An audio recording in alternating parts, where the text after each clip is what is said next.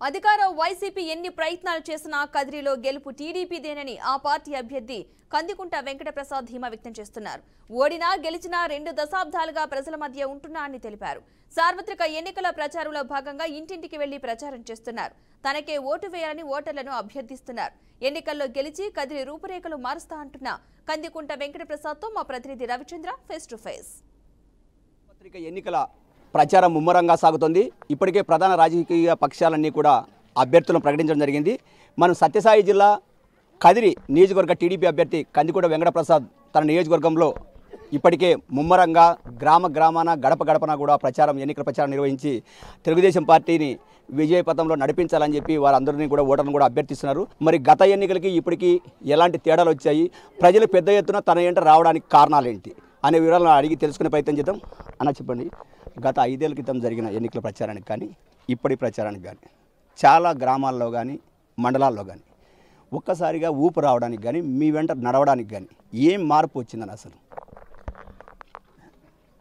కదిరి నియోజకవర్గము ఈ 2024 సార్వత్రిక ఎన్నికలు అనేది ఒక ప్రత్యేకత సంతరించుకుంది. నియోజకవర్గం ఈజ్ కన్సర్న్. అదే రకంగా రాష్ట్రంలో ఏదైతే జగన్మోహన్ రెడ్డి గారు ముఖ్యమంత్రి అయిన తర్వాత వ్యవహరించినటువంటి తీరు, ప్రజావేదికను కూల్చడం దగ్గర నుంచి మొదలుపెట్టినటువంటి ఆయన ప్రస్థానం, అధికార ప్రస్థానం ఈ రోజున పతనావస్థకు చేరుకున్నటువంటి పరిస్థితుల్లో అదే రకంగా కదిరిలో కూడా ఒక ప్రత్యేకమైనటువంటి ఎన్నిక కింద నేను ఆలోచన చేస్తాను. ఈ రోజున ఎన్డీఏలో తెలుగుదేశం పార్టీ చేరినప్పటికీ ముస్లింలను కూడా మమ్మల్ని నెగిటివ్గా చూడనటువంటి పరిస్థితులు ఈ నియోజకవర్గంలో ఉన్నాయి. ఎవరైతే అవకాశాల కోసం అవసరాలకు వచ్చినటువంటి నాయకత్వం, మీరు ఒకసారి గమనిస్తే బెంగళూరు నుంచి ఒకరు వస్తారు, బళ్ళారి నుంచి ఒకరు వస్తారు. బళ్ళారి నుంచి ఎంపీ వస్తాడు, బెంగళూరు నుంచి ఎమ్మెల్యే వస్తాడు, వీళ్ళ పంచాయతీ నుంచి పుంగనూరు నుంచి వస్తాడు. తమాషైనటువంటి పరిస్థితులు. ప్రజలు పిచ్చోళ్ళ కింద చూస్తూ ఉన్నారు. అసలు ప్రజలకు వ్యక్తిత్వం ఉందా లేదా, వాళ్ళకి ఆత్మగౌరవం ఉందా లేదా అనే ఆలోచన కూడా లేనటువంటి రాజకీయాలు జగన్మోహన్ రెడ్డి చూస్తాను. నేనేం చేసినా చెల్లుతుందనే దురహంకారమైనటువంటి ఆలోచన విధానము అనునిత్యము అనుక్షణం కూడా ఆయన ప్రదర్శిస్తూనే ఉన్నాడు.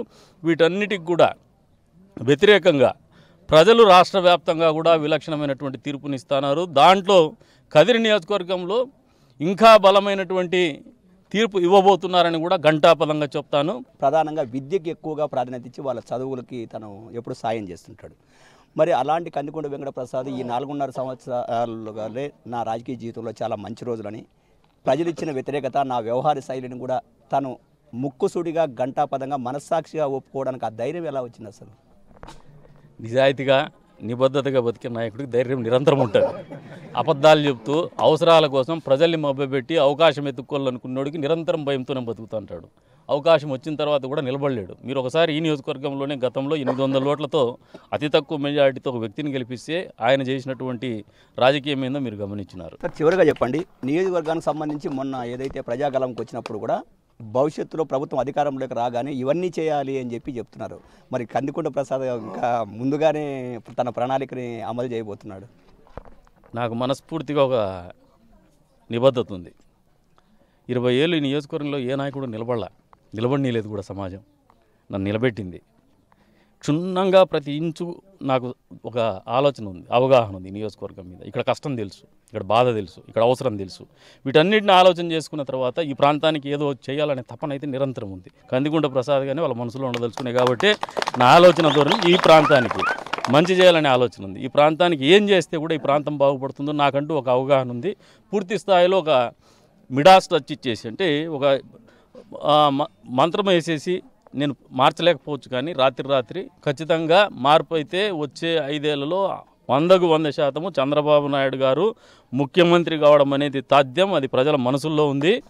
ఇది కందికుంట వెంకటప్రసాద్ చెప్తున్న పరిస్థితి. ఏదైతే తనకు సంబంధించి తనలో తపన ఉందని, ఈ ప్రాంతం పట్ల ప్రజలు ఎప్పుడు కూడా నన్ను ఒక నాయకుడుగానే, అంటే కదిరి అంటానే కందికుంట అనే విధంగా వాళ్ళ మనసులో నన్ను దాచుకున్నారు కాబట్టి ఈ నియోజకవర్గం పట్ల నాకు మమకారం మరింత పెరిగింది. ఈ 4.5 ఏళ్ళలో నాకు అధికారం లేకపోయినా వాళ్ళ ఆదిరాభిమానాలతో నేను మరింతగా పనిచేయాలనే ఇది కూడా తపన కూడా నాలో పెంచారు. అధికారంలోకి రాగానే కదిరి నియోజకవర్గం అంటే ఎలా ఉండబోతుందో రానున్న 5 ఏళ్ళలో చేసి చూపిస్తాను. అలాగానే కందికుంట ప్రసాద్ వారి మనసులో నిలిచిపోవాలన్నది మాత్రం, అందుకే 20 ఏళ్ళుగా ఈ నియోజకవర్గాన్ని అంటిపెట్టుకొని ఉన్నానని చెప్పి చెప్తున్న పరిస్థితి. కెమెరా పర్సన్ కమల్తో రవిచంద్ర, కదిరి నుంచి.